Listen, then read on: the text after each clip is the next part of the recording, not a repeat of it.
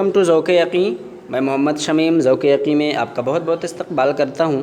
آج کے اس ویڈیو میں ہم ایم اے عربک علی گڑھ مسلم یونیورسٹی میں جو ایم اے عربک کا انٹرنس ہوتا ہے اس کے بارے میں جو پریویس ایئر کویشچن پیپر ہوتا ہے ڈسکس کرنے والے ہیں. اس سے پہلے ہم نے پارٹ 1 میں ہم نے 40 کویشچنس کیے تھے. اب 30 کویشچنس اور باقی رہ گئے ہیں. 70 کویشچن ہوتے ہیں, 70 نمبر کے ہوتے ہیں. 30 نمبر کا جو ہوتا ہے وہ سبجیکٹیو ہوتا ہے. وہ ہاف پیج کا ایک کویشچن ہوتا ہے. 6 کویشچن ہوتا ہے 5 نمبر کا, اور وہ آپ کو 3 پیج دیتے ہیں. ایک پیج میں آپ کو 2 کویشچن کرنا ہوتا ہے. ہاف پیج کا بنا رہتا ہے. وہ میں اس سے پہلے آپ کو دکھا بھی چکا ہوں, بتا بھی چکا ہوں. زیادہ تر وہ ہوتا ہے محجر سے, یا کوئی بڑا رائٹر ہے جیسے جاحظ ہے, حسان بن ثابت ہیں, یا کوئی شاعر ہے محمد سامی بارودی ہے, اور یا کبھی کلیلہ دمنہ ہے, کوئی کتاب ہو گئی. تو زیادہ تر فیمس ہوتا ہے. میرا مشورہ رہے گا کہ جتنے بھی گزشتہ سال کے 7-8 سال کے پیپر ہیں وہ آپ دیکھ لیجئے ایک مرتبہ, اور سب کو ریپیٹ کر لیجئے, اور خود ہی پریکٹس کر لیجئے. آدھا صفحہ اپنی کاپی میں لکھ کے اس کو یاد کر لیجئے اچھے سے, جتنا یاد کر سکتے ہیں. ورنہ ایٹ لیسٹ کم سے کم ایک بار اپنے مطالعے میں اس کو رکھ لیجئے. اگر اس طرح کے ٹاپک آ جائیں گے تو آپ کو لکھنے میں آسانی ہوگی, بٹ کبھی چھوڑ کے مت آنا. تو پارٹ 1 ہم نے ڈسکس کر لیا تھا بہت اچھی طریقے سے. آج ہم پارٹ 2 ڈسکس کرنے والے ہیں. حصہ 2 ہے جس کے اندر جو باقی بچے ہوئے کویشچن ہیں 30 کویشچنس, 30 کویشچنس, اس کے بارے میں ہم بات کریں گے, اور ڈیٹیل ایکسپلینیشن کے ساتھ دیکھیں گے کہ ما لہ و ما علیہ, اس سے کیا اور کویشچن بن سکتے ہیں, یا اس سے اس کا کیا مطلب ہے, یا اس کا اور نام کیا ہے, یا یہ ان کے علاوہ تو کوئی دوسری کتاب ہے, یا کس فن کی کتاب ہے. جو کچھ بھی ہوگا انشاءاللہ اس کو اچھی طریقے سے دیکھنے کی کوشش کریں گے, جس سے آپ کا بیس مضبوط ہوگا, اور UGC نیٹ JRF اور PhD کے ایگزام میں آپ کو اس سے بہت زیادہ فائدہ ہوگا. تو ویڈیو کو اچھے سے ضرور دیکھیں ایک بار. تو چلیے شروع کرتے ہیں آج کی کلاس. یہ کویشچن چھوٹ گیا تھا 11 نمبر, جو 11 نمبر 11 نمبر جو کویشچن ہے چھوٹ گیا تھا, اور شاید میں نے 10 کے بعد سیدھا میں 12 پہ چلا گیا, اور اس کو میں نے دھیان نہیں دیا. کسی بھائی نے مجھے کمنٹ کر کے بتایا ہے, میں ان کا شکر گزار ہوں.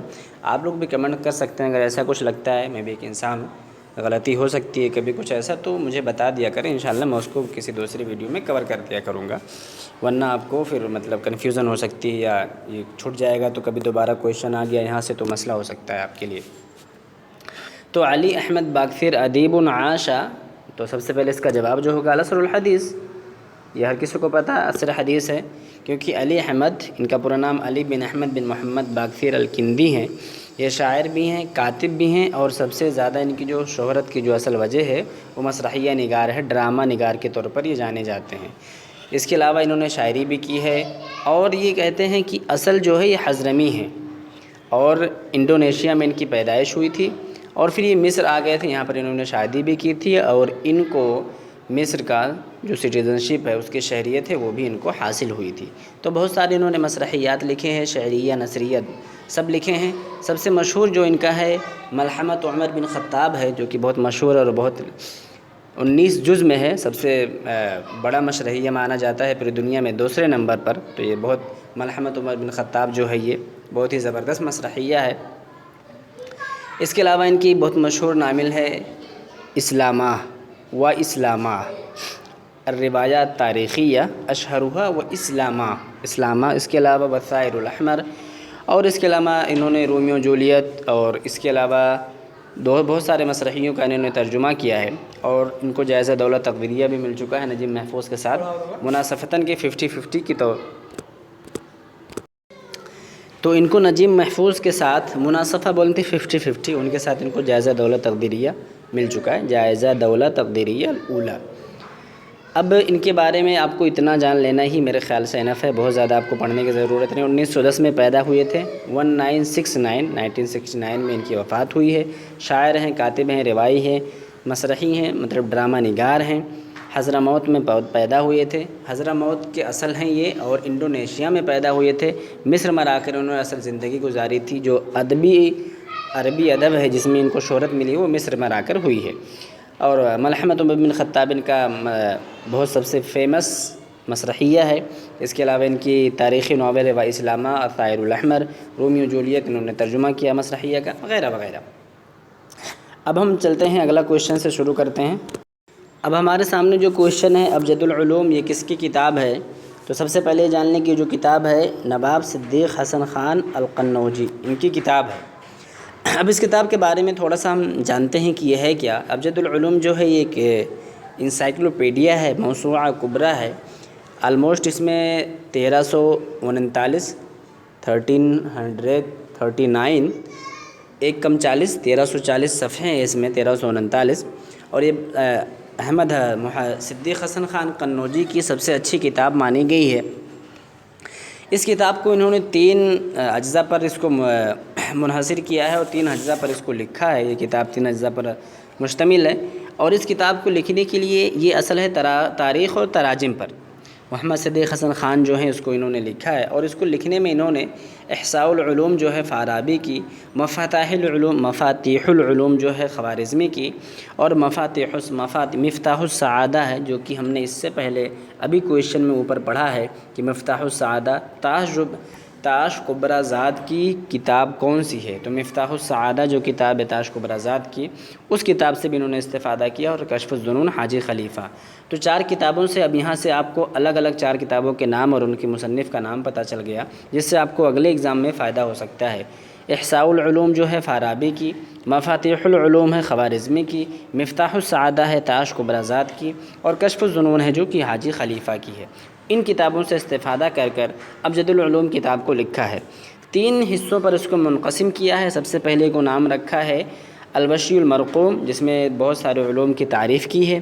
دوسرا کا نام رکھا ہے السحاب المرقوم الممطر بانواع الفنون و اصناف العلوم، اور اس میں تمام قسم کے علوم کو بیان کیا ہے اور ہر قسم کی علم کی تعریف کی ہے۔ تیسرا رکھا ہے الرحیق المختوم من تراجم ائمۃ العلوم وفیہ ترجمہ لعلماء العلوم المختلفہ، مختلف علوم کے جو علماء تھے اس زمانے کے، ان کے بارے میں سوانح حیات ان کی لکھی ہے۔ تو 3 حصوں پر اس کو منقسم کیا ہے۔ اگلا کویشچن ہے اساس البلاغہ۔ اساس البلاغہ یہ کس کی کتاب ہے؟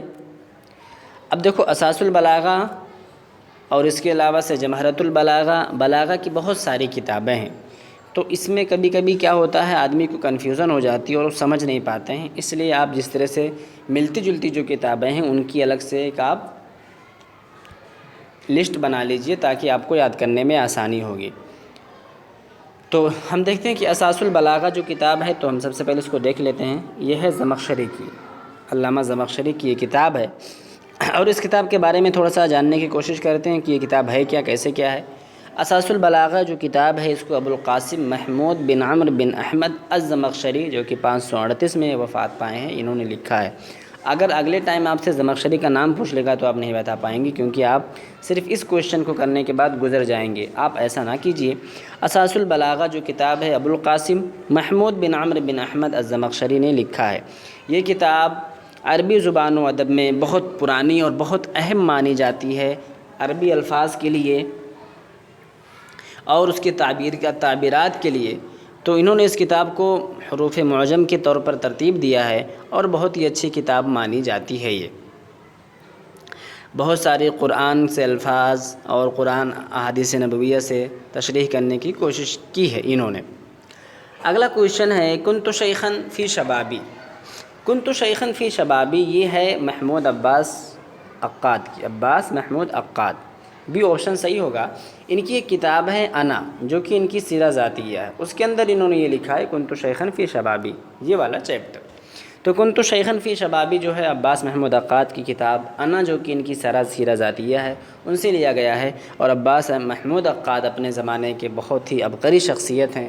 انہوں نے کسی یونیورسٹی میں تعلیم نہیں حاصل کی ہے، صرف اور صرف اپنے گھر پر ہی پڑھ کر، مطلب انہوں نے 12 تک پڑھا تھا، اس کے بعد پھر انہوں نے کہیں نہیں پڑھا، اور اس طریقے سے انہوں نے جو شہرت حاصل کی ہے، اور اس طریقے سے انہوں نے جو اپنا ایک ڈنکا، کیونکہ نقد کے میدان میں بہت زیادہ فیمس تھے، یہ شاعر بھی تھے، یہ ناول نگار بھی تھے، اور یہ ناقد بھی تھے، اور یہ صحفی بھی تھے، مطلب جرنلسٹ، جو جرنلزم ہوتا ہے اس کا بھی یہ کام کرتے تھے۔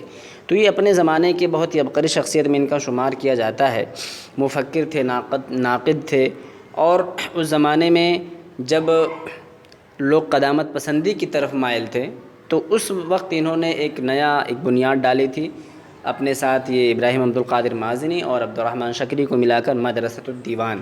تو عباس محمود عقاد کا مدرسۃ الدیوان ہے، یہ بھی آپ جان لیجئے، ہو سکتا ہے آپ سے کبھی کبھار ان کے بارے میں پوچھ لے۔ یہ آسمان میں محافظت و آسمان میں پیدا ہوئے تھے اور بہت زیادہ انہوں نے کسی یونیورسٹی میں تعلیم حاصل نہیں کی، 12 تک پڑھنے کے بعد خود کو تثقف بنفسہ ہی اپنے آپ کو سنوارا تھا، تو یہ امپورٹنٹ ہے ان کے لیے۔ اس کے علاوہ ان کی بہت ساری کتابیں ہیں جو کہ بہت زیادہ امپورٹنٹ ہیں، جیسے کہ الدیوان فی الادب والنقد ہے، جو مدرسۃ الدیوان جب قائم کیا تھا تو ابراہیم عبد القادر مازنی اور عبد الرحمن شکری وغیرہ کے ساتھ مل کر اس کو نکالا تھا۔ اس کے علاوہ ان کی خود سی بہت ساری کتابیں ہیں جو کہ اپنے آپ میں بہت ہی مایہ ناز ہیں۔ ان کو 9 مہینے کے لیے جیل بھی جانا پڑا تھا، کیونکہ یہ ایک ایسی شخصیت تھی جو کسی کے سامنے جھکتی نہیں تھی، حق بات کہتی تھی۔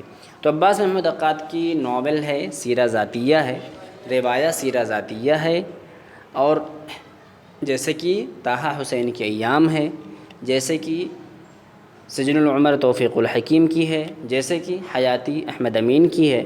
تو یہ کچھ سیرہ ذاتیہ ہیں، ایسی ہی انا بھی ان کی سیرہ ذاتیہ، اور اس کے اندر کنت شیخا فی شبابی، یہ چیپٹر آپ کو مل جائے گا۔ اگلا کویشچن ہے ابن عبد ربہ لہ مؤلف شہیر اسمہ مؤلف شہیر، ان کا ایک بہت مشہور کتاب ہے العقد الفرید، ابن عبد ربہ کی بہت مشہور کتاب ہے العقد الفرید۔ اس کتاب کے بارے میں بارہا ایک کویشچن بار بار پوچھا جا رہا ہے، یا کئی بار ریپیٹ کیا گیا ہے کہ جو العقد الفرید ہے، یہ جو کتاب ہے، یا ایسے وہ کبھی پوچھتے ہیں کہ کون سی ایسی کتاب ہے جس کا ہر باب قیمتی پتھر کے نام پر ہیں۔ تو العقد الفرید لابن عبد ربہ یہ بہت ہی امپورٹنٹ کتاب ہے، بہت ہی اہم کتاب ہے، اور یہ لکھا ہے کس کو؟ انہوں نے ابن عبد ربہ الاندلسی نے لکھا ہے۔ امہات الکتب الادب العربی اس کو کہا جاتا ہے، بہت اہم کتاب مانی گئی ہے۔ اب اس کے علاوہ آپ ان کے بارے میں اگر پڑھنے کی کوشش کریں گے تو آپ کو بہت ساری چیزیں ملیں گی، کیونکہ ایک ایسی کتاب ہے العقد الفرید جس میں 25 ابواب ہیں، اور ہر باب ایک قیمتی پتھر کے نام پر ہے۔ یہی کویشچن بار بار پوچھا گیا ہے کہ کون سی ایسی کتاب ہے جو کہ اس کا ہر باب ایک قیمتی پتھر کے نام پر ہے۔ تو یہ العقد الفرید لابن عبد ربہ ہی ہے، اس چیز کو آپ اچھی طریقے سے جان لیجئے۔ تو یہ ڈن ہو گیا، یہ آپ سمجھ ہی گئے ہوں گے میرے خیال سے، اس میں کوئی دقت نہیں۔ یہ آپ لوگ معلقہ کے اس میں بھی پڑھ لیے ہوں گے کہ ابن عبد ربہ نے اپنی کتاب العقد الفرید میں معلقہ کو خانہ کعبہ کی دیوار پر لٹکائے جانے کے بارے میں تائید کی ہے۔ تو یہ جو لوگ متفق ہیں اس رائے سے تعلق رکھتے ہیں۔ ردینا قسمت الجبار فینا لنا علم وللجہال مال، یہ کس کی طرف منسوب کیا جاتا ہے؟ علی بن ابی طالب رضی اللہ تعالیٰ عنہ کی طرف، اور مدرسے کے کچھ بچوں نے اس شعر کو بہت زیادہ بگاڑا ہے اور اس کو اپنے فیور میں استعمال کیا ہے۔ اس کا مطلب ہوتا ہے رضینا قسمت الجبار فینا، کہ ہم اللہ رب العالمین کی قسمت سے، اللہ رب العالمین کی تقسیم سے بیسکلی ہم راضی ہو گئے، انہوں نے جو ہمارے حصے میں کچھ رکھا مجھ سے راضی ہو گئے۔ لنا علم وللجہال مال، ہمارے حصے میں علم رکھا، جاہلوں کے حصے میں مال رکھا، تو ہم ردینا قسمت الجبار، ہم خدا کی تقسیم سے راضی ہیں، ہمارے حصے میں علم ہے، جاہلوں کے حصے میں مال ہے۔ مدرسے والوں نے اس کو بہت بری طریقے سے بگاڑا اور کہا کہ ردینا قسمت الجبار فینا لنا لحم وللجہال آلو، کہ ہم خدا کی قسمت تقسیم پر راضی ہیں، ہمارے لیے گوشت ہے اور جاہلوں کے لیے آلو۔ خیر، اگلا کویشچن ہے الہاتف الجوال معناہ الانگلیزیہ۔ الہاتف الجوال موبائل فون کو بولتے ہیں، موبائل فون کو الہاتف الجوال۔ کمپیوٹر کو آپ کو پتہ ہے حاسوب بولتے ہیں۔ کمپیوٹر تو آپ لوگ زیادہ قابل بننے کے چکر میں نا کبھی کبھی غلط بھی ہو جاتا ہے، آپ ایسا مت کیجئے کہ نہیں کمپیوٹر کو تو عربی میں کمپیوٹر ہی بولتے ہیں، کیا ضرورت ہے دوسرا معنی، نہیں۔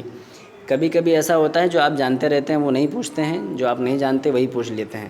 تو جو کمپیوٹر ہے اس کو حاسوب بولتے ہیں۔ اب ایسا مت سوچیے گا کہ کمپیوٹر کو کمپیوٹر بولتے ہیں تو حاسوب یاد کرنے کی ضرورت نہیں ہے، حاسوب کمپیوٹر کو بولتے ہیں۔ اب ایسی وارننگ ہے، وارننگ کا دیکھو، یہاں سے آپ کو اگر دقت ہو سکتی تھی تو ٹائپ رائٹر میں اور کمپیوٹر میں ہو سکتا ہے کہ تھوڑا سا فرق ہو جائے یا تھوڑا سا آپ کنفیوز ہو جائیں، لیکن باقی چیزوں میں تو آپ نہیں کنفیوز ہوں گے، وارننگ بالکل الگ ہے۔ ٹائپ رائٹر کو کیا بولیں گے؟ الآلۃ الکتابہ یا الآلۃ الکاتبہ جس کو بولیں گے، کتابہ بھی بول سکتے ہیں، آلۃ الکتابہ یا آلۃ الکاتبہ، ٹائپ رائٹر ہو گیا۔ اب وارننگ کا تو اس سے بالکل ہی مختلف ہوگا، وارننگ کا کبھی نہیں ہو سکتا ہے، یہاں سے مطلب دور دور تک میچ بھی نہیں کرے گا۔ تو الہاتف الجوال کا موبائل فون صحیح آپشن ہوگا، کمپیوٹر ہوگا اس کا معنی ہوگا حاسوب ہوگا، ٹائپ رائٹر کا آلۃ الکتابہ یا آلۃ الکاتبہ ہوگا، اور وارننگ کا ہوگا تحذیر، جیسا کہ آپ کو پتہ ہے، تنبیہ، انذار، اخطار، یہ سب ہوتا ہے۔ اگلا کویشچن ہے 47 نمبر پہ، ظہرت النقائص فی الشعر العربی، عربی میں نقائص جو ہے وہ کب ظاہر ہوا؟ یہ بھی آپ کو اچھے سے پتہ ہونا چاہیے۔ فی العصر الاموی، اگر یہاں پہ ظاہر کی بات صرف کریں گے یا سب شروع میں کب پایا گیا، تو یہ اسلامی دور میں پایا گیا تھا، کیونکہ حسان بن ثابت وغیرہ کے بہت سارے نقائص ملتے ہیں، لیکن اصل ازدہار اور کمال کا جو دور ہے وہ عصر اموی میں ہے۔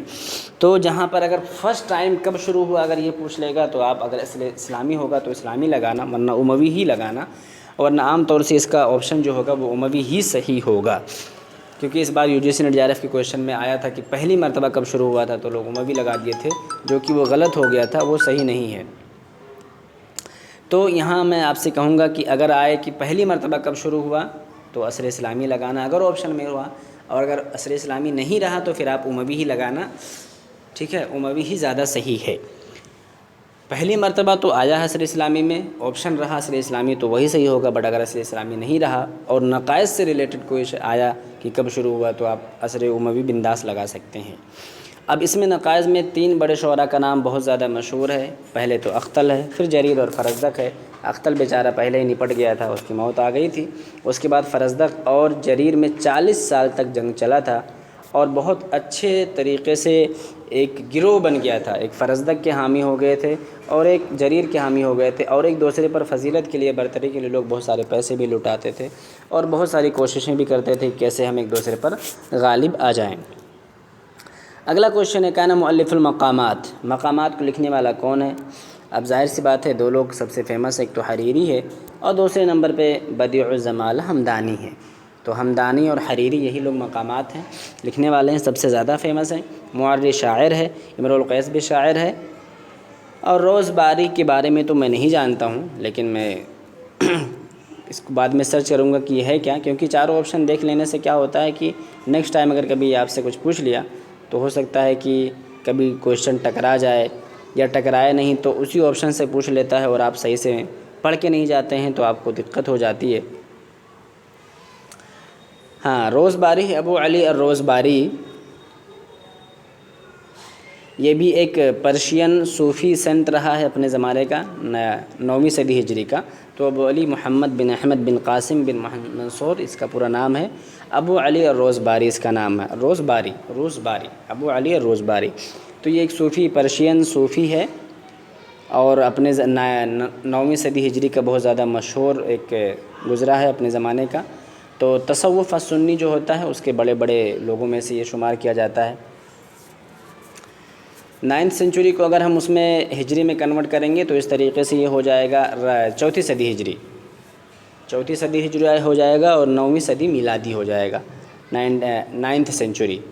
تو یہ ابو عبداللہ احمد بن عطا بن احمد الروزباری یہ جو بندہ ہے الروزباری یہ ہے، یہ تصوف سنی جو ہے، تو مطلب پرشین زمانے میں، پرشین میں ایک بہت بڑا یہ صوفی سنت گزرا ہے 4تھی صدی ہجری میں اور 9ویں صدی میلادی میں۔ یہ اس کے بارے میں اتنی بات کمپلیٹ ہو گئی، اب اس سے بھی زیادہ پڑھیں گے تو کنفیوز ہو جائیں گے۔ آگے چلتے ہیں، الیراع معناہ القلم، یراع کا معنی قلم ہے۔ اب مجھے تو ایگزیکٹ یاد نہیں آ رہا کس لیسن سے لیا گیا ہے، لیکن یہ ضرور کوئی نہ کوئی کتاب سے ہی، آپ کی نخبۃ الادب کی جو کتاب ہے اس سے کسی نہ کسی لیسن سے لیا گیا ہوگا۔ زیادہ تر اس طرح کے کویشچنس وہیں سے پٹ اپ کیے جاتے ہیں، وہیں سے بنائے جاتے ہیں۔ اب آگے چلتے ہیں، کیونکہ اس میں تو کچھ ہے نہیں، الجبل کا پہاڑ ہوتا ہے، الکاتب البحر، یہ سب تو آپ کو پتہ ہے، تو اس میں تو الیراع کو القلم بولتے ہیں، یہ آپ کو پتہ ہونا چاہیے۔ اگلا کویشچن ہے، اقام رسول اللہ صلی اللہ علیہ وسلم بعد دخولہ المدینہ المنورہ عند، اب اگر یہ کسی کو نہیں پتہ ہوگا نا تو اس کا مطلب آپ نے بچپن میں بھی صحیح سے نہیں پڑھا ہے، آپ کو بچپن کی صحیح سے پڑھنا چاہیے۔ اس میں بہت سارے اشعار ہیں اس کے بارے میں، بہت سارے لوگوں نے اس کو بہت اچھی طریقے سے کہنے کی کوشش کی ہے۔ جب اللہ کے نبی صلی اللہ علیہ وسلم مدینہ گئے تھے ہجرت کر کے ابو بکر صدیق کے ساتھ، تو ان کی اونٹنی کہاں بیٹھی تھی؟ سب لوگ پریشان تھے کہ ہم اپنے یہاں مہمان بنا لیں، ہم اپنے یہاں مہمان بنا لیں، ہم اپنے یہاں مہمان بنا لیں، لیکن اللہ کے نبی صلی اللہ علیہ وسلم کس کے یہاں مہمان بنے تھے؟ ابی ایوب انصاری رضی اللہ تعالیٰ عنہ کے گھر، اس لیے کہ اللہ رب العالمین کا یہی حکم تھا، اور اونٹنی جا کر اللہ کے حکم سے وہیں بیٹھی تھی۔ اور پھر اس کے بعد میں بھی مسجد نبوی وغیرہ بنایا۔ تو جب مدینہ منورہ میں داخل ہوئے تھے تو ابو ایوب انصاری کے گھر قیام کیا تھا۔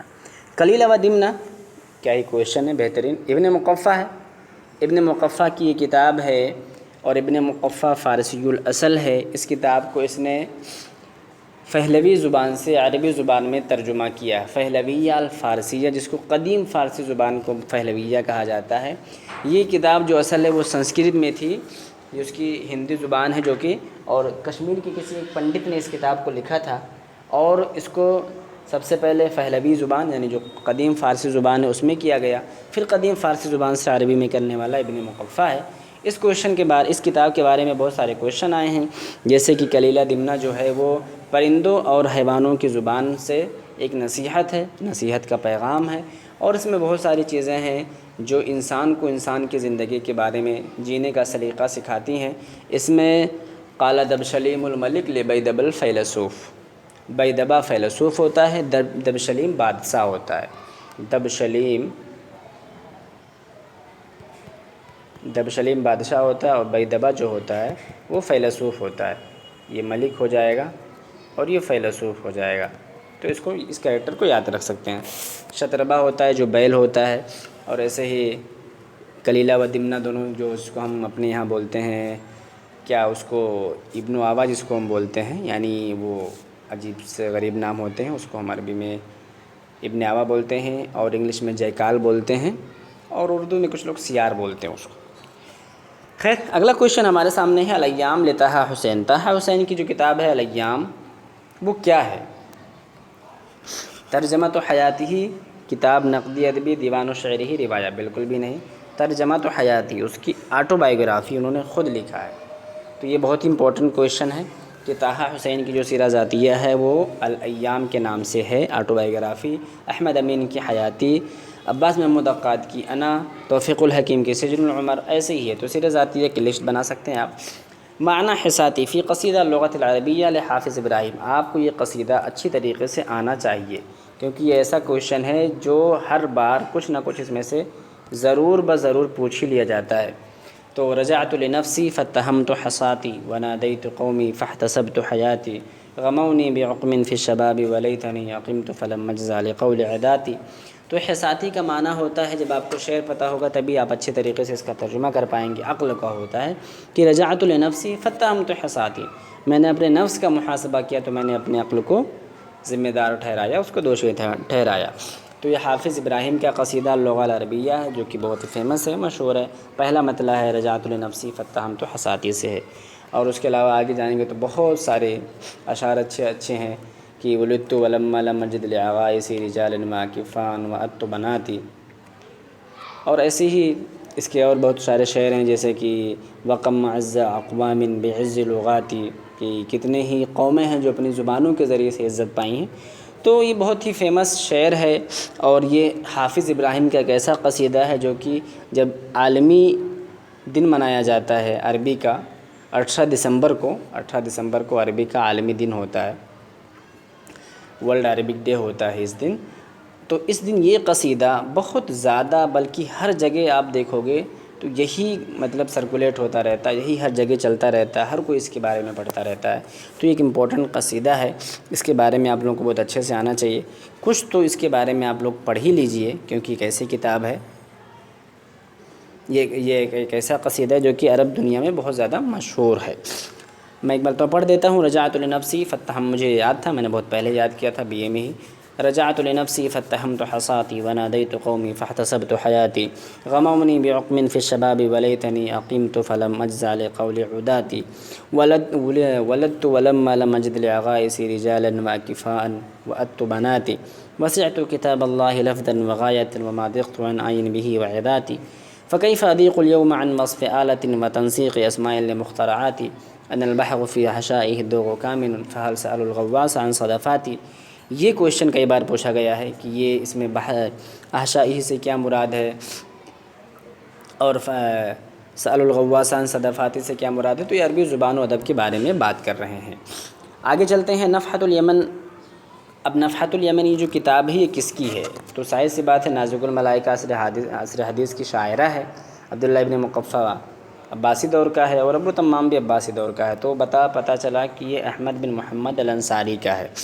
اب اس کا ایک پورا نام بھی ہے، اب ہو سکتا ہے آپ لوگوں کو، اکثر لوگوں کو نہیں پتہ ہوگا کہ اس کا اصل نام کیا ہے، لیکن اس کا ایک اصل نام بھی ہے نفحۃ الیمن۔ آپ کی جو نخبۃ الادب کتاب ہے اس کے بارے میں پیچھے جو نوٹ دیا ہوا ہے وہاں اس کے بارے میں دیا ہوا ہے، نفحۃ الیمن فیما یزول بذکرہ الشجن، احمد بن محمد بن علی بن ابراہیم الانصاری الشروانی ان کا پورا نام ہے، اور یہ چھپ چکی ہے۔ اس کی جو جز ہیں ایک ہی جز میں ہے، یہ ایک جز میں ہے۔ تو احمد بن محمد الانصاری، اس کو مختلف مطلب احمد بن محمد چاہیں تو ایسے شارٹ میں یاد کر لیں، یا احمد بن محمد بن علی بن ابراہیم الانصاری الشروانی یاد کر لیں، لیکن یہ بذات خود مصنف ہو گئے، یعنی کہ ابو ہو گئے، اتنا کافی ہے، دادا بابوں کو یاد کرنے کی ضرورت نہیں ہے۔ احمد بن محمد الانصاری الشروانی، یہ نفحۃ الیمن فیما یزول بذکرہ الشجن، میں ایک مرتبہ لکھ دیتا ہوں شاید آسانی ہو، فیما یزول بذکرہ الشجن، یہ نفحۃ الیمن کا پورا نام ہے۔ اگلا کوشچن ہے، من هو الشاعر الذي قال اذا المرء لم يدنس من اللؤوم عرضه فكل رداء يرتديه جمیل۔ یہ بہت ہی مشہور شعر ہے، اور اس شعر کا کہنے والا جو شخص ہے، جو بندہ ہے، وہ بھی بہت زبردست ہے، وہ کوئی کم نہیں ہے۔ اس کو میں پہلے بتا دیتا ہوں کہ یہ کون سا بندہ ہے۔ یہ بندہ ہے السموال بن عادیہ۔ اس نے شعر کہا، اذا المرء لم يدنس من اللؤوم عرضه فكل رداء يرتديه جمیل۔ یہ سموال بن عادیہ نے کہا تھا، اور سموال بن عادیہ اپنی وفا میں پورے عرب دنیا میں مشہور ہے، کیونکہ امرؤ القیس نے اس کے پاس اپنے ہتھیار رکھے تھے ایز امانت کے طور پر، اور امرؤ القیس کا انتقال ہو گیا تھا، لیکن اس نے اپنے بیٹے کی اپنے سامنے جان جاتے ہوئے دیکھ لیا، لیکن ہتھیار اس کے حوالے نہیں کیا، کیونکہ اس نے کہا تھا میں نے وعدہ کیا ہے کہ اس کی امانت کی حفاظت کروں گا، تو وہ مر گیا تو بھی میں اس کی حفاظت کروں گا۔ تو یہ سموال بن عادیہ کا یہ شعر ہے۔ اگلا کوشچن ہے، من ہوا مؤلف کتاب دمع و ابتسامہ۔ میں نے اس سے پہلے آپ کو ویڈیو میں اپنی ایک ویڈیو دکھائی تھی، اور میں کہا تھا کہ ویڈیو کے ایک مرتبہ آپ لوگ جا کے ضرور دیکھ لینا، اور ہو سکتا ہے آپ لوگوں نے دیکھا ہو۔ دمع و ابتسامہ، دمع فابتسامہ، فکرہ فابتسامہ، دمی و دموع و ابتسام، یہ سب میں نے آپ کو بتایا تھا۔ یہ سب لوگوں کی الگ الگ کتابیں ہیں، اور اس کو الگ الگ طریقے سے یاد بھی کرو گے تبھی آپ کو اچھی طریقے سے یاد ہوگا۔ تو دمع و ابتسامہ یہ کس کی کتاب ہے؟ یہ خلیل جبران کی کتاب ہے۔ یہ پہلے اس کو ٹک کر لیتے ہیں ہم لوگ، خلیل جبران کی کتاب ہے۔ اس میں سے تینوں میں سے کسی کی نہیں ہوگی، نہ ان کی ہوگی نہ ان کی ہوگی۔ اب دمع فابتسامہ کس کی ہے اور فکرہ فابتسامہ کس کی ہے؟ جس میں دونوں میں فافا لگے ہوئے ہیں، یہ حقی کی کتاب ہے، اور دمع و ابتسامہ یہ خلیل جبران کی کتاب ہے، اور دمی و دموع و ابتسامی یہ احسان عبد القدوس کی کتاب ہے۔ اگلا کویشچن ہے آپ کے سامنے، قصہ شہادۃ الشجرہ اخذت من۔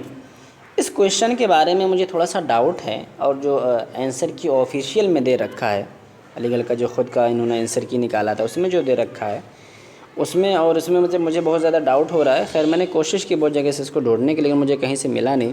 اگر کسی بھائی کے بارے میں مطلب کسی شخص کے پاس اس کے بارے میں صحیح معلومات ہو تو بتانا۔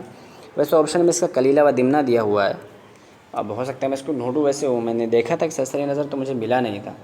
خیر تو یہ کلیلہ دمنہ میں قصہ ہے شہادۃ الشجرہ، وہاں سے اس کو اخذ کیا گیا ہے۔ اگلا کویشچن ہے، مؤلف کتاب الاغانی ابو الفرج الاصفہانی۔ ایسے بھی آپ رائم اسکیم بٹھا کے یاد کر سکتے ہیں، آپ ایک وزن بٹھا لیجئے تب بھی آپ کو یہ چیز یاد ہو جائے گی۔ ابو الفرج الاصفہانی، یہ اغانی جو کتاب ہے ابو الفرج الاصفہانی کی ہے، اور یہ بہت ہی فیمس کتاب ہے۔ یہ اتنی زیادہ یہ کتاب پوچھی جاتی ہے، جیسے العقد الفرید ہے، البیان والتبیین جاحظ کی ہے، اور ابو الفرج الاصفہانی کی الاغانی ہے، الیاقوت حموی کی معجم الادباء ہے، فہرست ابن ندیم کی ہے۔ تو یہ کچھ ایسی کتابیں ہیں جو کہ ہر بار کویشچن میں کسی نہ کسی طریقے سے پوچھی جاتی رہی ہے۔ تو الاغانی جو کتاب ہے ابو الفرج الاصفہانی کی، تو یہ کتاب 4 صدی ہجری میں لکھی گئی ہے۔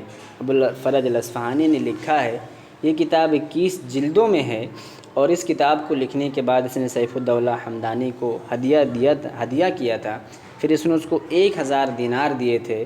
تو جب حاکم بن عباد نے اس کو سنا تھا تو کہا تھا کہ یہ جو رقم ہے یہ آپ کی محنت کے بالمقابل بالکل بھی بالکل بھی مناسب نہیں ہے، بہت ہی کم رقم ہے، کیونکہ اس میں اس نے 50 سال لگایا تھا اس کتاب کو لکھنے میں۔ خیر، 50 سال میں یہ کتاب لکھی، 21 جلدوں میں ہے، سیف الدولہ ہمدانی کو ہدیہ کیا تھا، 4 صدی ہجری میں لکھی گئی ہے۔ کتاب الاغانی لابی الفرج الاصفہانی، ابو فرج علی بن حسین بن محمد المروانی ہے۔ اس کی امی جو تھی شیعہ تھی، اور اسی وجہ سے یہ امویوں کے لیے چپکے چپکے کتابیں لکھتا تھا، جو کہ اندلس میں اس وقت تھے، عصر عباسی میں تھا یہ اس زمانے میں، لیکن یہ وہاں امویوں کے لیے چپکے چپکے کتابیں لکھا کرتا تھا، اور حسب نسب اس طریقے سے جانتا تھا کہ بڑے بڑے لوگ اس سے ڈرتے تھے کہ کہیں ہمارا کالا چٹھا کھول کے، کچا چٹھا کھول کے نہ رکھ دے، سارے کالی کرتوتوں کو بیان نہ کر دے۔ میلا کچیلا رہتا تھا، لیکن بہت لوگ اس سے ڈرتے تھے، ابو الفرج الاصفہانی سے۔ اگلا کویشچن ہے الربانیون مقالہ، یہ کس کا مقالہ ہے الربانیون؟ تو یہ آپ کو پتہ ہوگا اس کے بارے میں، یہ بہت بار کویشچن ریپیٹ کیا گیا ہے، اور یہ کویشچن بالکل ہی ایزی ہے۔ کچھ کویشچنس ایسے ہوتے ہیں جو کہ ایزی ہوتے ہیں بٹ آپ سمجھ نہیں پاتے ہیں۔ اب یہ الربانیون آپ کو پتہ ہی ہوگا، ابو الحسن علی الندوی کی یہ کتاب ہے، یہ مقالہ ہے۔ اگلا کویشچن ہے الا حبی بصحن کے، ابو الحسن کے بارے میں آپ کو کیا ہی بتاؤں، ماذا خسر العالم بانحطاط المسلمین، ان کی بہت ہی بہترین اور لاجواب کتاب ہے۔ اس کتاب کے علاوہ بھی انہوں نے بہت ساری اتنی کتابیں لکھی ہیں کہ آپ پڑھتے جائیں گے تو ان کی کتابیں ختم نہیں ہوں گی، بہت کتاب انہوں نے لکھی ہے۔ اب بہت زبردست عالم تھے، اور شاید کہ ہندوستان میں آج کے دور میں یا اب کوئی آنے والے دور میں ایسا کوئی عالم آئے، زبردست عالم تھے۔ ان کے ابو عبدالحی جو تھے وہ بھی زبردست عالم تھے۔ تو خیر، اس کے علاوہ ماذا خسر العالم بانحطاط المسلمین، رجال الفکر والدعوہ فی الاسلام، اور یہ بہت سارے جگہوں کے ممبر تھے، رابطہ عالم اسلامی مکہ مکرمہ کے تھے، جائزۃ الملک فیصل بھی ان کو مل چکا 1980 میں۔ اس کے علاوہ الطریق الی المدینہ ان کی بہت مشہور کتاب ہے، بہت اچھی کتاب ہے، پڑھنا چاہیے۔ اور اسی طریقے سے اذا حبت جو یہ کتاب ہے، میں ایگزیکٹ اس کا نام بھول رہا ہوں، میں بتاتا ہوں آپ کو، اذا حبت ریح الایمان، اذا حبت ریح الایمان۔ اور اس کے علاوہ بھی بہت ساری کتابیں ہیں، میں کتنا بتاؤں۔ المسلمون فی الہند ان کی کتاب ہے، جو کہ پوچھی جا چکی ہیں، تو جو میں مشہور اسی کو بتا رہا ہوں۔ اس کے علاوہ روای اقبال بھی ان کی کتاب ہے، اور الصراع بین الایمان والمادیہ بھی ان کی کتاب ہے۔ اگلا کویشچن ہے 60 نمبر، الا حبی بصحنک فاصبحین ولا تبقی خموغ الندرین مشعشعۃ کأن الحص فیہا اذا ما الماء خالطها سخین تجوغ باللبانۃ۔ یہ پورا شعر ہے، یہ پہلا مطلع ہے عمرو بن کلثوم کے معلقہ کا، اور اسی سے اس کی پوری شاعری شروعات ہوتی ہے، اسی وزن پر ہوتا ہے۔ اور آپ کو پتہ ہوگا اذا بلغ الفطام لنا صبی تخیغ، اذا بلغ، یہ جو شعر ہے یہ آپ نے پڑھا ہوگا کہ ہمارے بچے جب دودھ چھوڑنے کی عمر کو پہنچتے ہیں تو بڑے بڑے ظالم و جابر بادشاہ بھی ان کے سامنے سجدہ ریز ہو جاتے ہیں۔ تو یہ جو شعر ہے بہت مشہور ہے، اور فخر اور حماسہ میں اس سے بڑھیا شعر شاید کہ نہیں ہو سکتا ہے۔ تو یہ جو شعر ہے اذا بلغ الفطام لنا صبی تخیغ له الجبابغ ساجدین، یہ عمرو بن کلثوم کا ہے، اور اسی وزن پر آ رہا ہے، تو یہ بھی اسی کا شعر ہے۔ اس کے علاوہ وکاس قد شریط بباع البک واخری فی دمشق وقاصرین، یہ بھی اسی کا شعر ہے۔ اب اسی کے وزن پر، اسی کے معلقہ کے وزن پر ایک خالد صدقہ کر کے کویت کے ایک شاعر تھے، ان کا انتقال ہو چکا ہے کورونا کی وجہ سے، تو انہوں نے معلقۃ القرونیہ لکھا تھا، الا حبی بکمام یقینا، اسی کے بارے میں رزاز العاطسین واقیمین فنحن اليوم فی قفص کبیر وفیروس اذل العالمین، کہ آج کے دن ہم ایک قید خانے میں ہو گئے، اور ایک چھوٹا سا حقیر سا چھوٹا سا ایک وائرس ہے جس نے پوری دنیا کو ذلیل و رسوا کر کے رکھ دیا ہے۔ تو اسی طریقے سے انہوں نے لکھا تھا، اور اذا ما قد عطسنا دون قصد تلاحقنا العیون وتزدرین، تو یہ اسی کے وزن پر تھا۔ یہ عمرو بن کلثوم کا ہے، اور عمرو بن کلثوم جو ہے عمرو بن ہند کو قتل کیا تھا، پھر اس نے اپنا معلقہ کہا تھا، آدھا اس کے قتل سے پہلے، آدھا اس کے قتل کے بعد۔ اس شاعر کے بارے میں آپ کو تھوڑا سا پڑھنا ضروری ہے، کیونکہ اس نے بچپن میں ہی اپنے قوم کی سرداری کی تھی، بہت زبردست شاعر تھا۔ شاعر کے ساتھ ساتھ اپنے ایک معلقے کی وجہ سے یہ پورا فیمس ہو گیا۔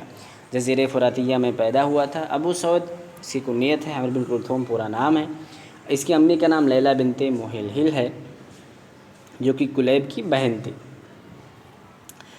اور اس کے بارے میں اس کا جو معلقہ ہے یہ بحر وافر میں ہے، عمرو کے واو سے وافر یاد رکھنا، اور تقریباً 100 اشعار ہیں اس کے معلقہ میں۔ اور جس قبیلے سے تھا اس کے بارے میں کہا جاتا ہے عمرو بن کلثوم التغلبی، تغلب سے تھا، کہ اگر اسلام آنے میں لو ابطأ الاسلام لاکلت بنو تغلب الناس، کہ اگر اسلام آنے میں تھوڑا سا تاخیر ہو جاتا تو تغلب کے لوگوں کو کھا جاتے۔ تو یہ لوگ بھی بہت زبردست طریقے سے اپنا ڈومینیشن جمائے ہوئے تھے اس زمانے میں۔ اگلا کویشچن ہمارے سامنے ہے وَإِنَّمَا أَنَا، یہ جو سوال ہے، دیکھو اکثر سوال جو ہے میں آپ کو کئی بار بتا رہا ہوں، آپ کی جو کتاب ہے نخبۃ الادب وہیں سے پٹ اپ کیے جا رہے ہیں، تو آپ نخبۃ الادب کو ایک بار مصادر اور مراجع سمجھ کے، مین سورس سمجھ کے اس کو اچھی طریقے سے پڑھ لیجئے، وہ بہت ہی امپورٹنٹ ہے، بار بار وہیں سے کویشچن آئے ہیں۔ تو یہ جو کہتے ہیں یہ جو خطبے کا ایک ٹکڑا ہے جو ابو بکر صدیق رضی اللہ تعالی عنہ نے خلافت مطلب جب ان کو خلیفہ بنایا گیا اللہ کے نبی صلی اللہ علیہ وسلم کے بعد، تو کھڑے ہوئے اور یہ خطبہ کہا تھا اور اللہ رب العالمین کا حمد و ثنا بیان کیا، پھر انہوں نے کہا اما بعد فإنی قد ولیت امرکم ولست بخیرکم ولکن نزل القرآن وسن النبی صلی اللہ علیہ وسلم وعلمنا فعلمنا واعلموا ان اکیس الکیس التقى وان اخمق الحمق الفجور وان اقواکم عندی الضعیف حتی آخذ له بحقه وان ضعفکم عندی القوی حتی آخذ منه الحق۔ یہ آپ چیپٹر جو ہے آپ کے اس میں داخل ہے، نخبۃ الادب میں پڑھایا بھی جاتا بی اے میں، تو کوئی ایکسکیوز اور کوئی بہانہ نہیں چلے گا، آپ کوئی ایکسکیوز مت دیجیے۔ ایھا الناس انما انا متبع ولست بمبتدع فان احسنت فاعینونی وان زعت فقومونی، کہ اے لوگوں میں اتباع کرنے والا ہوں، ابتداع مطلب بدعت کرنے والا نہیں ہوں، اگر میں کوئی اچھی چیز کروں تو تم میرے اتباع کرو اور اس پر نظر رکھو، اگر میں کوئی بری چیز کروں، کچھ اس میں خرابی کروں تو تم مجھے اس کو سیدھا کر دو۔ تو یہ جو کوٹیشن ہے بیسیکلی ابو بکر رضی اللہ تعالیٰ عنہ کے خطبے سے لیا گیا ہے، جو کہ آپ کے سلیبس میں داخل ہے، آپ نے پڑھا ہوگا۔ ما ہی الجملہ الصحیحہ مما یلی، صحیح جملہ اس میں سے کون سا ہے؟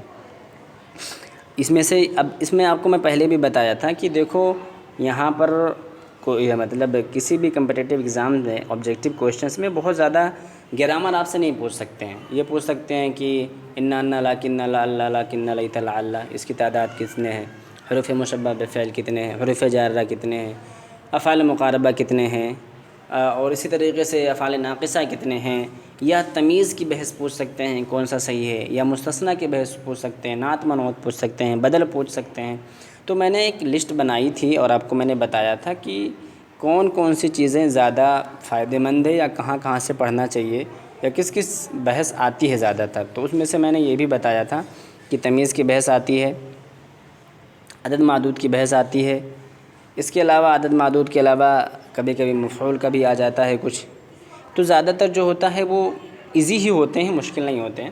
ما ہی الجملہ صحیح قرأت ثلاثۃ کتب، یہ جملہ صحیح ہوگا۔ اگلا کویشچن، جاءنی زید ابو عبداللہ، مثال یہ کس کی ہے؟ یہ عطف بیان کی مثال ہے۔ جاءنی زید ابو عبداللہ، یہ عطف بیان ہے، میں جیسا کہ ابھی آپ کو بتایا کہ عطف بیان کے بارے میں بھی کویشچن آتا ہے، تو یہ عطف بیان کے بارے میں یہ کویشچن پوچھا گیا ہے۔ تو عطف ہے، تمیز ہے، مستثنیٰ ہے، اور زیادہ تر حروف مشبہ بفعل ہے، یہ سے جو تعداد والے ہیں یہی سب زیادہ تر پوچھے جاتے ہیں۔ اور آپ کو پتہ ہے عطف بیان یہ سب آپ لوگ نحو میں پڑھ چکے ہیں، بلکہ امین النحو میں بھی آپ کے داخل ہے، تو اس کے بارے میں زیادہ ڈیپ میں نہیں جاؤں گا۔ ویسے مختصراً سن لیجئے کہ عطف بیان بیسیکلی وہ تابع ہوتا ہے جو صفت نہیں ہوتا ہے لیکن اپنے مطبوع کو واضح کرتا ہے، جیسے کہ یہی ہے جاءنی زید ابو عبداللہ، قام ابو حفص عمر وقام عبداللہ ابو بکر۔ مطبوع کو جو ہو مبین اور تابع کو عطف بیان کہتے ہیں، یہ قاعدہ ہے، چھوٹا سا پڑھ لیجئے گا۔ کتاب البیان والتبیین، اب اس میں اگر کسی کو نہیں پتہ ہے تو پھر وہ پڑھنا ہی چھوڑ دے۔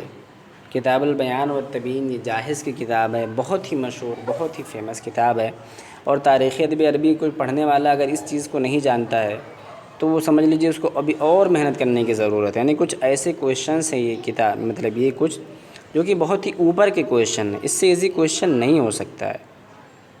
تو کتاب البیان والتبیین یہ جاحظ کی کتاب ہے۔ اس کے علاوہ جاحظ کی کتاب البخلا ہے، یہ بھی کتاب پوچھی جا چکی ہے، جس سے پتہ چلا کہ جاحظ جو ہے وہ امپورٹنٹ ہے۔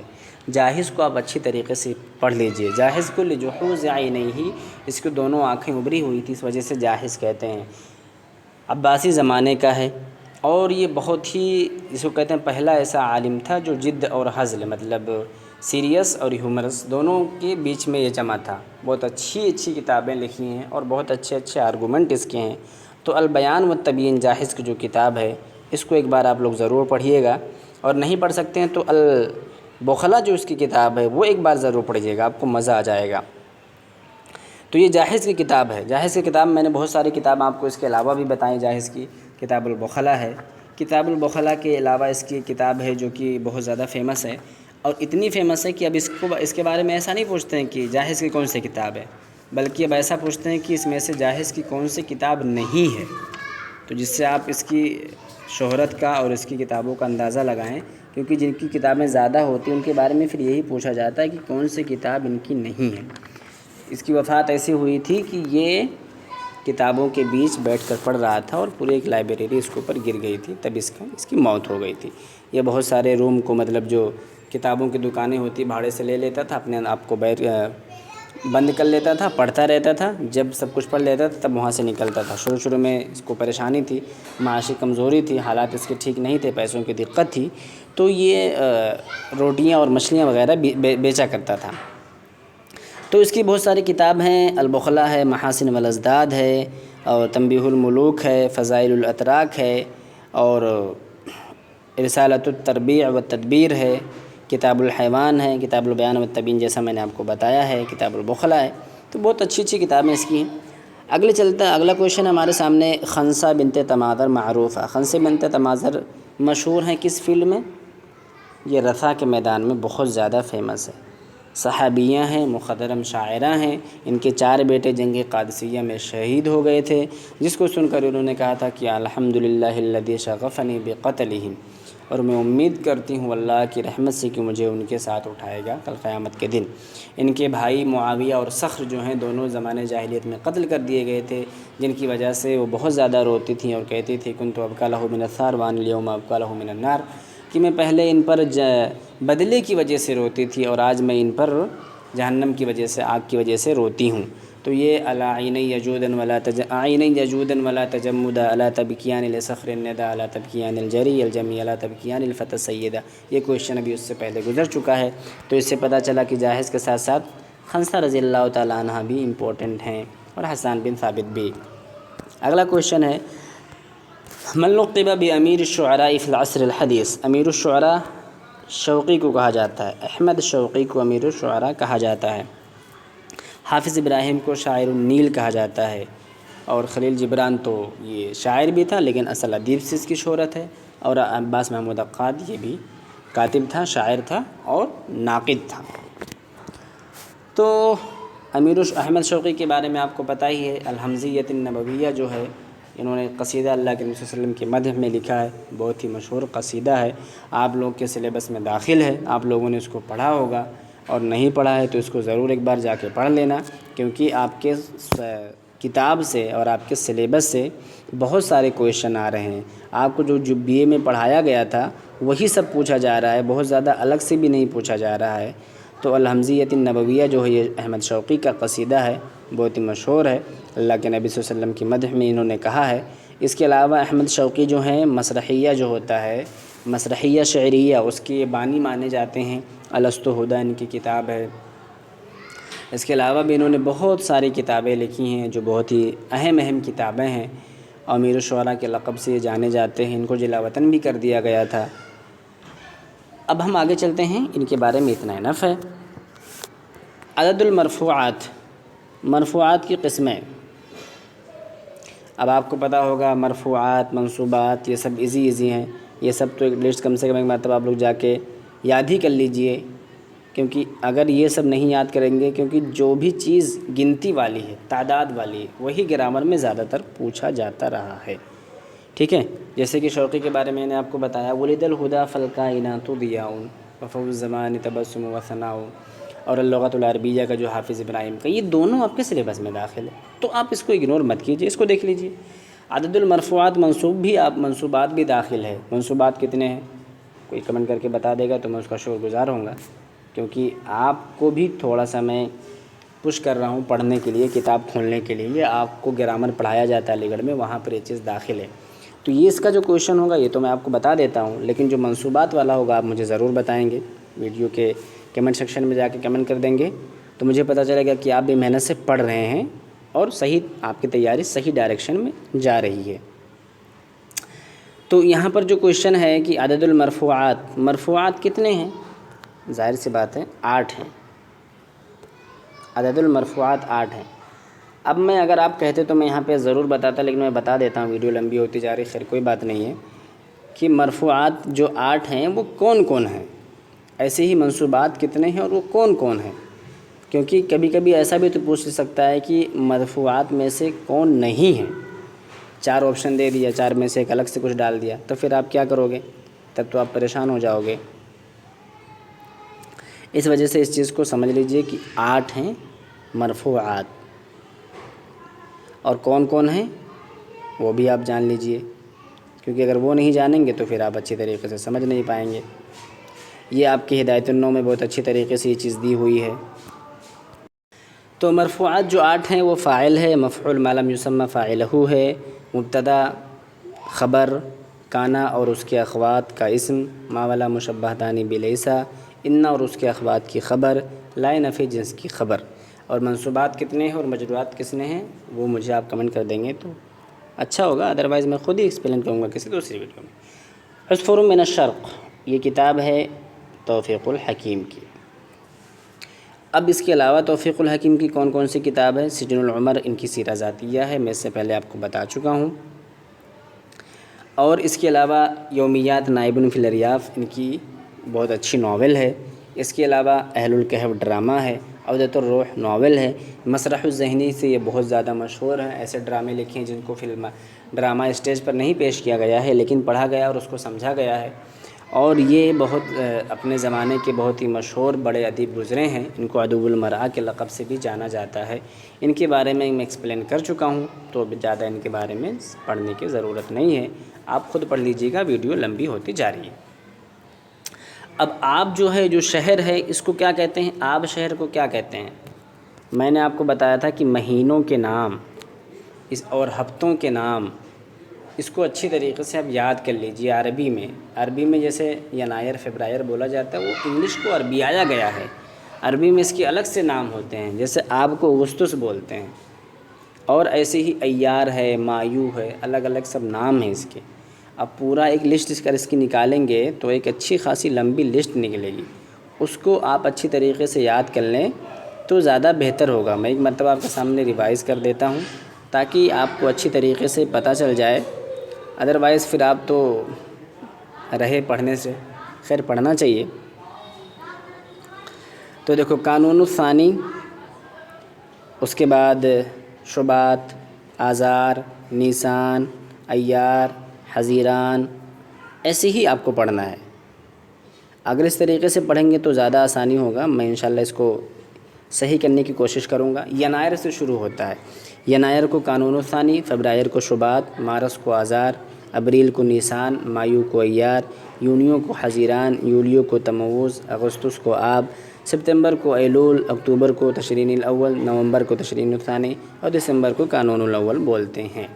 میں آپ کو اچھی طریقے سے بتا دوں گا، گروپ وغیرہ میں بھیج دوں گا، آپ اس کو یاد کر لیجئے گا، زیادہ آسانی ہوگی آپ کے لیے۔ اگلا کویشچن ہمارے سامنے ہے کتاب النوادر۔ کتاب النوادر یہ کس کی کتاب ہے؟ اس کتاب سے بہت سارے لیسن جو ہیں آپ کے اس میں داخل ہیں، تو اس کو بھی آپ تھوڑا دھیان سے دیکھ لیجئے، کیونکہ کہیں نہ کہیں یہ آپ سے پوچھ لیں گے، تو پھر آپ دیکھتے ہی رہیں گے کہ کہاں کا ہے کہاں کا نہیں ہے۔ میں پہلے بتا دیتا ہوں، احمد شہاب الدین بن سلامہ القلیوبی، شکیب ارسلان زمانے حدیث کا ہے، منفلوطی تو ان کی ناول وغیرہ ہیں، یافعی بھی نہیں ہے، احمد شہاب الدین بن سلامہ القلیوبی، کتاب النوادر انہی کی کتاب ہے اور بہت ہی فیمس کتاب مانی جاتی ہے۔ اس کتاب سے بہت سارے چیپٹر، بہت سارے اسباق آپ کی سلیبس میں داخل ہیں، آپ نے اس کو پڑھا بھی ہوگا، تو آپ اس کو اچھی طریقے سے سمجھنے کی کوشش کیجیے۔ تو کتاب النوادر جو ہے القلیوبی کی ہے اور اس کو آپ کے سلیبس میں داخل ہے، تو آپ اس کو پڑھنا، اس کو سمجھنا آپ کی ذمہ داری ہے۔ اب میں آپ سے ایک چیز اور بتا دیتا ہوں کہ آپ لوگ بہت زیادہ پریشان ہیں کہ میں آپ کو الگ سے کوئی کلاس لوں، الگ سے میں اس وقت کلاس لوں گا جب کوئی چیز اس میں ایسی ہوگی جو کچھ اسپیشل ہوگی، ابھی آپ وہی نہیں کمپلیٹ کر پا رہے ہیں، تو میں الگ سے آپ کو کیسے کیا بتا دوں۔ آپ تمام تاریخ ادب عربی کو، آپ کو اردو میں کوئی نوٹ مل جائے، عربی میں مل جائے یا ویڈیوز کے ذریعے سے پڑھنے کی، سمجھنے کی کوشش کیجیے، پھر اسپیشل جو کچھ ہوگا میں بتا دوں گا۔ ابھی آپ UGC نیٹ JRF سلیبس جو ہے اگر اتنا پڑھ لیتے ہیں تو آپ کا کوئی نہیں روک سکتا آپ کو داخلہ لینے سے، MA عربک میں، JNU میں، جامعہ میں، کہیں بھی اگر آپ اچھی طریقے سے پڑھتے ہیں وہیں سے کویشچنس پوچھے جاتے ہیں۔ تو کتاب النوادر جو ہے احمد شہاب الدین بن سلامہ القلیوبی کی ہے، میں نے بتا دیا، سارے کویشچنس ہو گئے الحمدللہ، 70 کویشچنس ہم لوگوں نے کمپلیٹ کر لیے ہیں۔ اب ہم اگلا جو ہے اس کو ہم 21 سے 20 کی طرف جائیں گے، 19 کو، کیونکہ اس طرف سے جائیں گے تو لیٹسٹ ہوگا، اس کا اندازہ ہوگا، ادھر سے آئیں گے تو کوئی ایسا نہ ہو کہ یہ رہ جائے۔ اور میں کوشش کروں گا کہ جتنے بھی کویشچنس اویلیبل ہیں میں سب کا پریویس ایئر کویشچن پیپر جو ہے ڈیٹیل ایکسپلینیشن کے ساتھ اس کی ویڈیو بنا دوں۔ میں نے اس کو لکھ کے بھی رکھا ہے، میں انشاءاللہ آپ کو اس کو ریٹن میں بھی آپ کو گروپ میں بھیج دوں گا، لیکن وہ صرف اور صرف پیڈ ہوگا، یہ صرف سب کے لیے فری آف کاسٹ ہے جو ویڈیو آپ دیکھ رہے ہیں۔ تو ٹھیک ہے، اپنے تیاری پہ فوکس کیجیے، ملتے ہیں آپ سے اگلی ویڈیو میں، تب تک اپنا خیال رکھیں۔ Thank you, thanks for watching, all the best.